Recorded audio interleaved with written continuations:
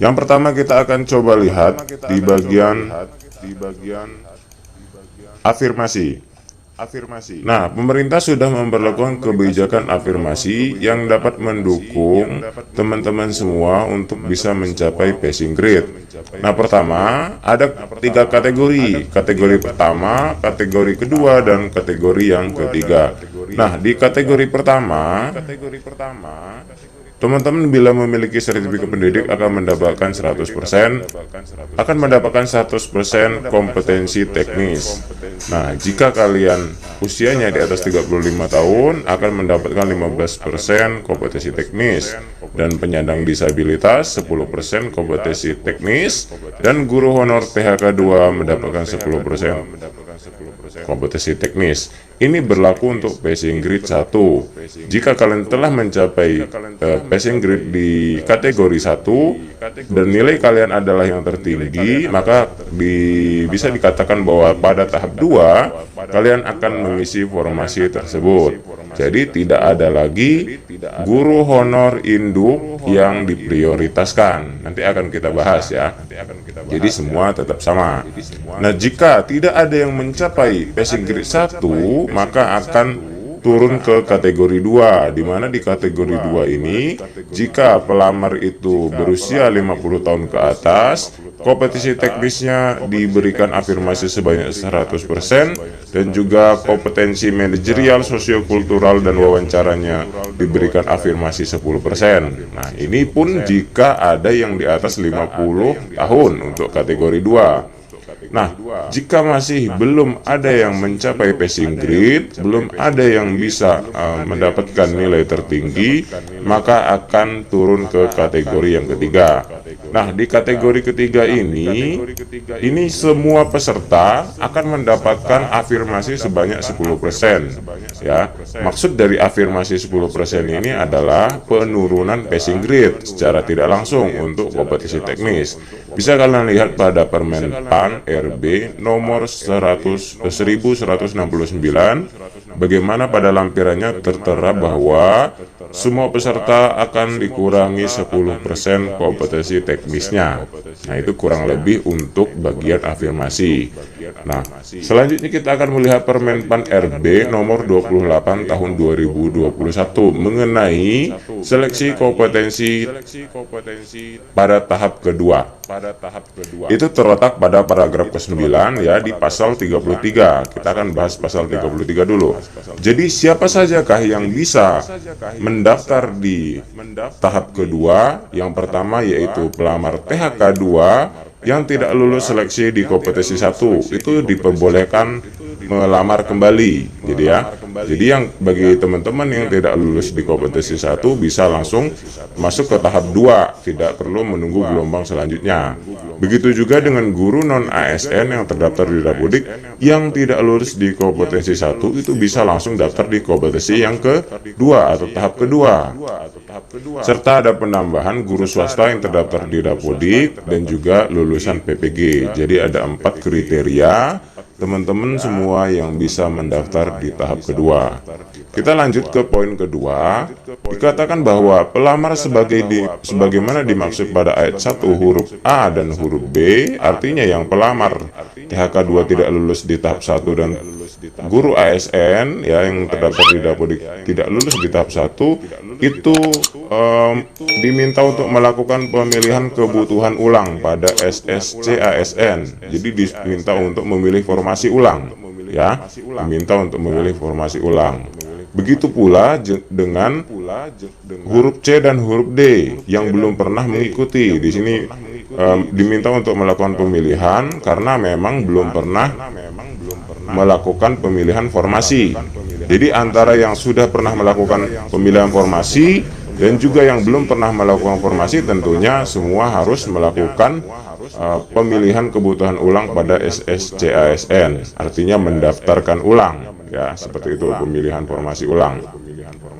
Di sini tidak dikatakan bahwa ada keistimewaan dari guru induk. Artinya di bagian kompetensi 2 ini, seleksi kompetensi 2 atau kita kenal dengan tahap 2 ini, tidak lagi memprioritaskan guru yang induk di sekolah negeri tersebut ya. Jadi bisa kalian baca kembali bahwa berdasarkan Permenpan RB nomor 28 tahun 2021 jelas tertera bahwa kita harus mendaftar ulang dan tidak dikatakan bahwa kita atau guru induk itu mendapatkan prioritas, itu tidak ya.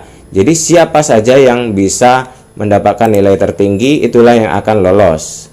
Apakah benar pernyataan tersebut? Kita lanjut ke paragraf ke-10 mengenai pengolahan nilai, pengumuman hasil, dan masa sanggah seleksi kompetensi 2. Di sini akan kita bahas. Pelamar pada seleksi kompetensi 2 dinyatakan lulus jika nilai yang diperoleh memenuhi nilai ambang batas sebagaimana dimaksud pada pasal 27 yang berperingkat terbaik. Nah ya, garis bawahi yang berperingkat terbaik. Yang pertama memenuhi nilai ambang batas, kemudian berperingkat terbaik. Ya, berperingkat terbaik. Artinya di sini tidak ada keistimewaan bagi guru induk. Jadi siapa saja yang melamar ke formasi itu yang memenuhi nilai ambang batas dan juga memiliki peringkat terbaik, maka dialah yang akan terpilih dan mengisi formasi tersebut. Ya, pada poin 1 pasal 34. Kita lanjut ke poin 2. Nilai yang diperoleh sebagaimana dimaksud pada ayat 1, ya ayat 1 ini dapat ditentukan dari nilai terbaik di antara nilai sebagai berikut. Nilai seleksi kompetensi 1 dan nilai seleksi kompetensi 2. Nah, ya. Di sini harus kita bahas. Jadi, teman-teman yang tidak lulus atau lulus passing grade di kompetensi 1 tahap 1 tapi tidak mengisi formasi, ya. Ingat, lulus atau passing grade terutama yang P1, passing grade kategori 1, tapi tidak bisa mengisi formasi yang dipilih, itu juga nanti akan dipertimbangkan untuk bisa mengikuti perankingan ini ya. Jadi kalian tetap ada harapan untuk bisa lolos P3K dengan syarat ya, dengan syarat nih, ada syarat yang poin ketiga. Sebagaimana nilai seleksi kompetensi 1 sebagaimana dimaksud pada ayat 2 huruf A, pada ayat 2 huruf A yang ini hanya dapat digunakan jika, ingat ini hanya dapat digunakan jika pertama memenuhi nilai ambang batas. Jadi yang passing grade 1 atau passing grade 3 ya, kalau dia memenuhi nilai ambang batas maka bisa diakumulasi, nanti akan bisa dipertimbangkan ya. Terutama yang passing grade 1 atau kategori 1 itu akan dipertimbangkan. Jadi yang tidak mencapai nilai ambang batas itu ya otomatis sudah tidak lolos ya. Tidak bisa digunakan nilai seleksi kompetensi 1-nya. Jadi yang bisa menggunakan nilai seleksi kompetensi 1-nya atau tahap 1-nya hanya yang nilainya di atas ambang batas. Yang poin kedua juga harus kita cermati. Pada seleksi kompetensi 2, pelamar memilih jabatan dan bentuk satuan pendidikan yang sama dengan seleksi kompetensi 1. Nah, bisa dipahami ya. Jadi ketika kita mendaftar di seleksi kompetensi pertama atau di tahap pertama, kalian harus memilih lagi di sekolah yang sama dan juga formasi yang sama, jabatan yang sama dan juga sekolah yang sama. Jika nilai kalian yang di seleksi kompetensi 1 itu ingin diakumulasi atau nanti bisa digunakan kembali. Jadi jika kalian tidak mendaftarkan ulang, bahkan sebenarnya yang paling penting kalian mendaftar ya, berdasarkan Mas Menteri kemarin di video dikatakan bahwa yang penting kalian mendaftar ulang ya. Mendaftar ulang perkara kalian tidak ingin mengikuti tes tahap kedua tapi di SSCASN-nya kalian mendaftar ulang dengan jabatan dan juga satuan pendidikan yang sama, maka nilai di kompetensi 1-nya akan tetap diakumulasikan, akan dipertimbangkan gitu ya. Nih, mudah-mudahan cukup jelas. Kita lanjut ke yang poin selanjutnya. Poin 4. Nilai seleksi kompetensi 2 sebagaimana dimaksud pada ayat 2 huruf B hanya dapat digunakan jika memenuhi nilai ambang batas. Ya. Jadi tadi kalau nilainya di atas ambang batas itu bisa digunakan bagi yang bagian tadi. Coba kita kembalikan. Nah, untuk yang B ini, ya, nilai seleksi kompetensi 2 pelamar memilih jabatan dan bentuk satuan pendidikan yang sama dengan seleksi kompetensi 1 ini hanya bisa digunakan jika dia memiliki atau memenuhi nilai ambang batas, ya, seperti itu. Nah, untuk yang nomor 5, dalam hal pelamar memiliki nilai akhir yang sama, karena ini nanti pelamarnya akan banyak, ya. Saya jamin ini akan banyak pelamarnya karena dari swasta pasti pada daftar semua, ya. Akan penasaran sekali untuk bisa mencapai passing grade tersebut, maka dibentuklah aturan seperti ini untuk mendapatkan orang yang bisa mengisi formasi tersebut jika nanti nilainya sama, ya. Jika nanti nilainya sama, maka yang dinilai adalah yang lolos, yaitu jika kompetensinya paling tinggi. Itu pertama. Kedua, jika masih sama juga nilai kompetensinya sama, berarti kita lihat kumulatif kompetensi manajerial dan sosiokulturalnya, ya. Jadi gabungan antara kompetensi manajerial dan sosiokulturalnya mana yang paling tinggi. Kalau jika masih sama lagi, maka nilai wawancaranya lah yang akan dipertimbangkan. Siapa nilai wawancaranya yang paling tinggi, dia akan mengisi formasi. Masih juga sama, kemungkinan akan ada yang seperti itu, maka usianya lah yang paling tinggi atau yang paling tua itu yang akan mengisi formasi tersebut. Nah, jadi itu kurang lebih untuk seleksi kompetensi 2 atau di tahap 2. Itu juga sudah dijelaskan oleh Mas Menteri sebenarnya.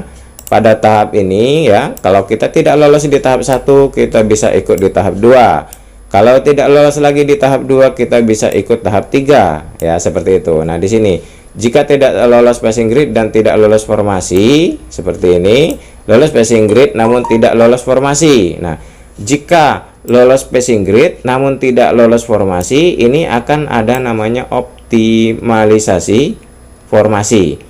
Jadi jika kalian tidak lolos tahap 1, tahap 2 dan tahap 3, nanti akan dipertimbangkan nilai kalian, akan di ranking mana nilainya yang tertinggi, itulah yang akan mengisi optimalisasi formasi. Atau masih ada sampai tahap 3 ini formasinya yang masih kosong, itu akan diisi oleh optimalisasi formasi ini. Namun ini jangan terlalu diharapkan, ya. Admin menyarankan untuk tidak mengharapkan ini karena admin yakin tahap 1, tahap 2, tahap 3 ini pasti akan terpenuhi itu passing grade-nya, apalagi sudah ada kategori 3, ya. Sudah ada kategori 3. Jadi optimalisasi formasi ini jangan terlalu diharapkan, ya. Seperti itu. Mudah-mudahan bermanfaat bagi teman-teman yang belum subscribe channel ini. Subscribe dulu channel ini dan jangan lupa aktifkan loncengnya serta share ke teman-teman agar bermanfaat.